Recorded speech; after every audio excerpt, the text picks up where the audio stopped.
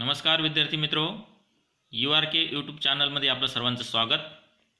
Video आवडल्यास या चॅनलला लाईक, शेअर आणि सबस्क्राईब करायला विसरू नका.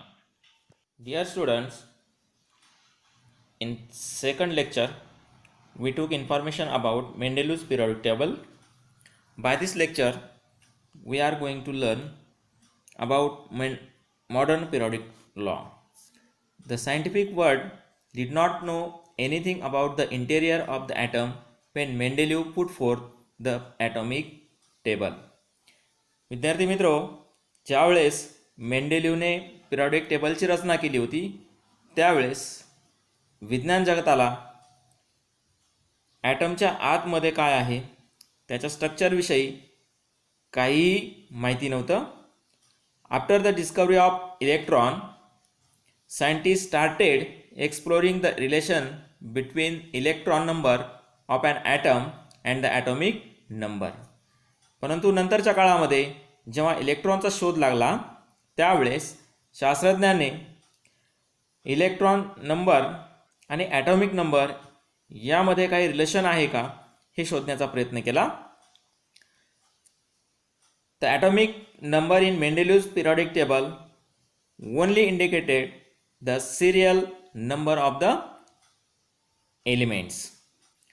म्हणजे या ठिकाणी मेंडेलिव्हच्या पिरियॉडिक टेबलमध्ये जो ॲटॉमिक नंबर होता तो ॲटॉमिक नंबर सिरियल म्हणजे त्या एलिमेंटची सिरियल दाखवण्यापुरताच मर्यादित होता.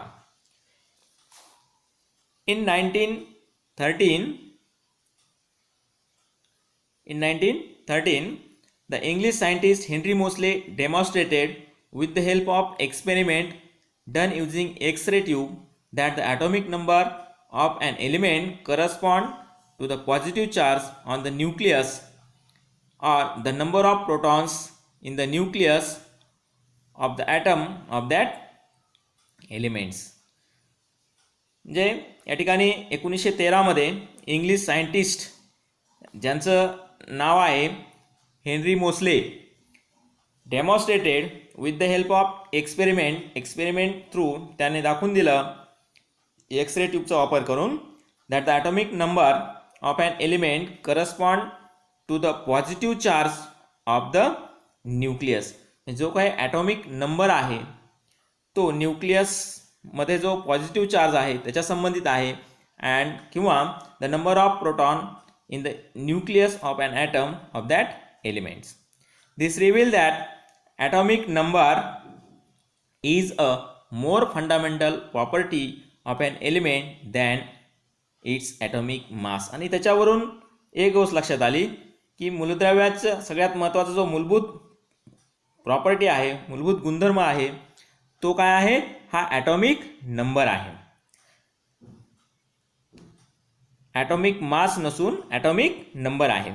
According to the statement of the modern periodic law was stated as follows. आणि मग त्यानंतर ह्या सगळ्या गोष्टींची माहिती मिळाल्यानंतर मॉडर्न पिरियॉडिक लॉ खालील पद्धतीने त्या ठिकाणी मांडण्यात आला.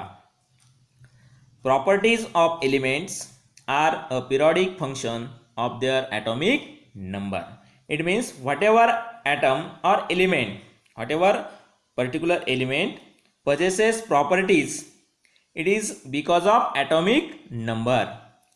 ज्या काही मूलद्रव्य त्याचे गुणधर्म दाखवतो ते या ॲटॉमिक नंबरमुळे दाखवतो असं या ठिकाणी स्पष्ट झालं आणि त्याच्यावरून मॉडर्न पिरियॉडिक लॉ या पद्धतीने मांडला गेला. Properties of elements are a periodic function of their atomic numbers. म्हणजेच मूलद्रव्याचे गुणधर्म हे त्याच्या अनुक्रमांकाचे आवृत्तीफल आहेत. Properties functions of their atomic number. Now about modern periodic table और long form of periodic table. आता आपण मॉडर्न पिरियॉडिक टेबल विषयी पाहूयात ज्याची रचना हेनरी मोस्ले यांनी केलेली आहे. The classification of elements resulting from an arrangement of the elements in an increasing order of their atomic numbers in the modern periodic table. Modern periodic टेबलमध्ये मूलद्रव्याची मांडणी ही त्याच्या अनुक्रमांकाच्या चढत्या क्रमाने केलेली आहे, म्हणजे increasing order of their atomic numbers. जसं आपण पाठीमागच्या लेक्चरमध्ये बघितलं होतं, मेंडेलिव्हज पिरियॉडिक टेबलमध्ये elements are arranged in and increasing order of their atomic mass. Atomic mass कशामध्ये बघितलं होतं हे आपण मेंडेलिव्हज पिरियॉडिक टेबलमध्ये बघितलं होतं. म्हणजे मेंडेलिव्हने ज्या पद्धतीने मूलद्रव्याचा जो मूलभूत गुणधर्म आहे तो कशाशी संबंधित दाखवला होता, ॲटॉमिक मासशी संबंधित दाखवला होता.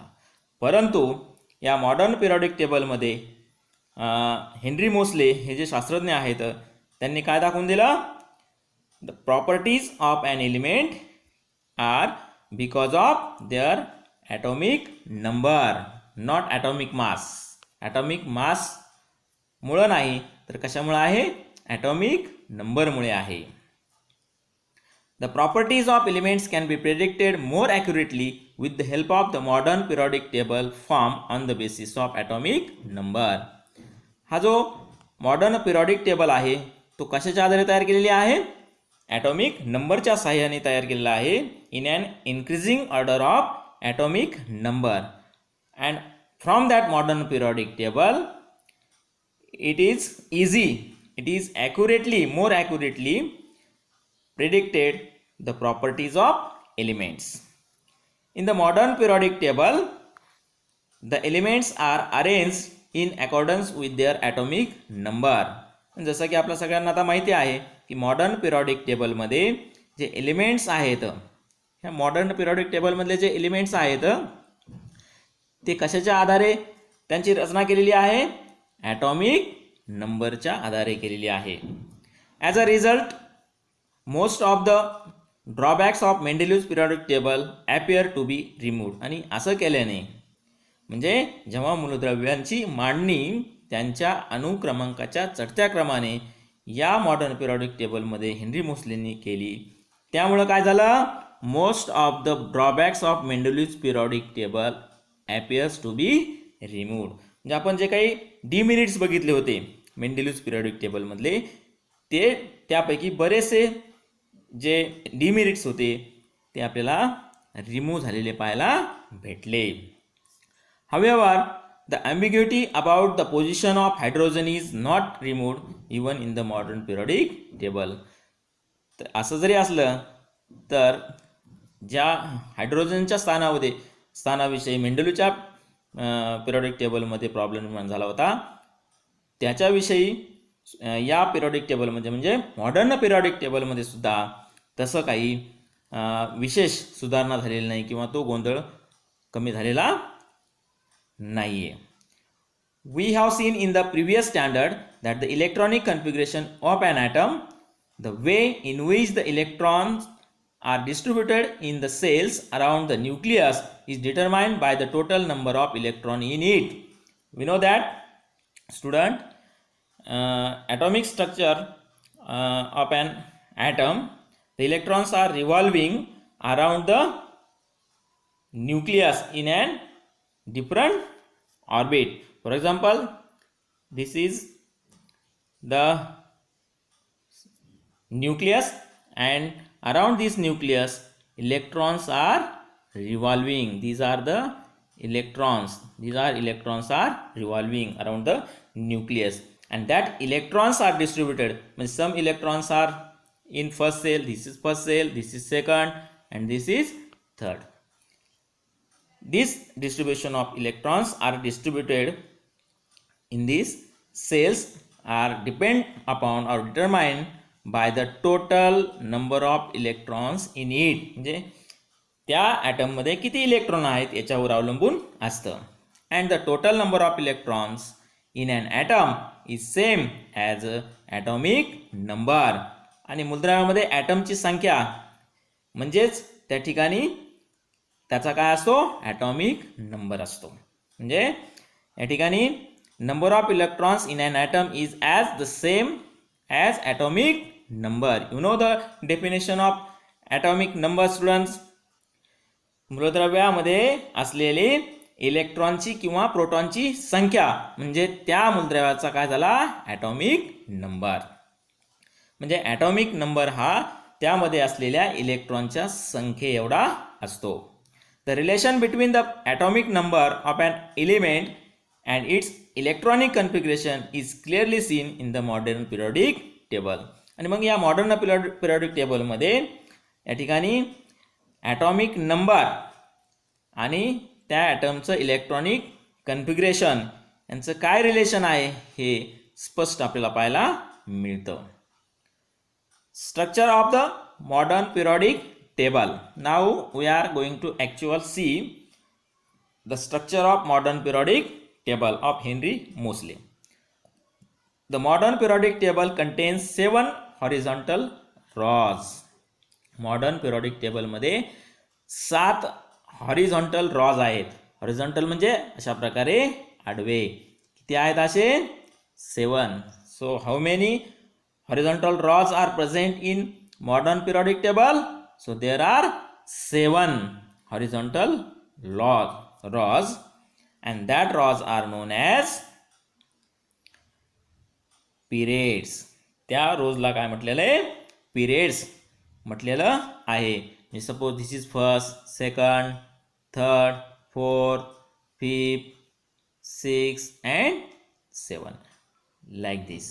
These are the 7 horizontal rows are found in modern periodic table and that horizontal rows are known as periods. त्याला आपण काय म्हणतो periods असं म्हणतो. आणि त्यांचा नंबर कसा असतो 1 to 7. Okay. Similarly, the 18 vertical columns in the table are the groups 1 to 18. जसे आडवे आपल्याला त्या ठिकाणी काही रोज पाहायला भेटतात तसे उभे सुद्धा काही व्हर्टिकल कॉलम्स आपल्याला पाहायला भेटतात. ते उभे किती आहेत व्हर्टिकल कॉलम 1 to 18. 1 ते 18 1 to 18 कॉलम्स आपल्याला मॉडर्न पिरियॉडिक टेबलमध्ये पाहायला भेटतात आणि त्यांना काय नाव दिलं दे आर द ग्रुप्स. त्यांना नाव दिलं ग्रुप्स. म्हणजे मॉडर्न पिरियॉडिक टेबलमध्ये पिरियड जे आहेत ते किती आहेत periods there are 7 periods and how many groups are there? There are 18 groups.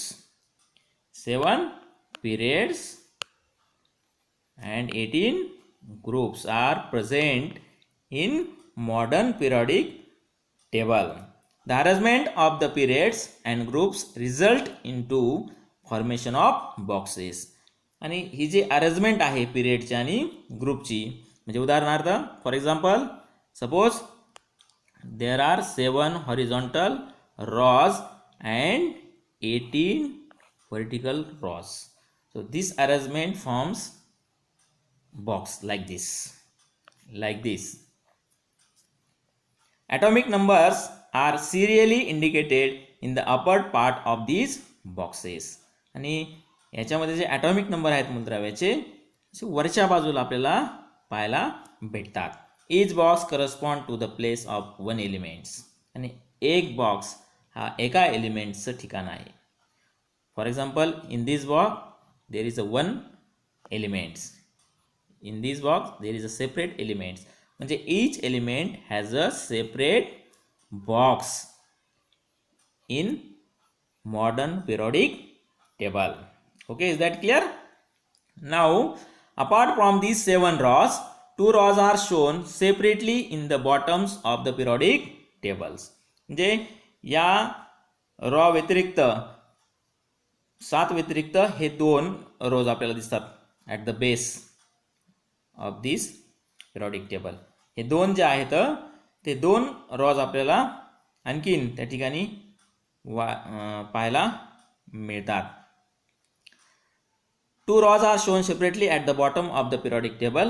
These are called lanthanide series and actinide series.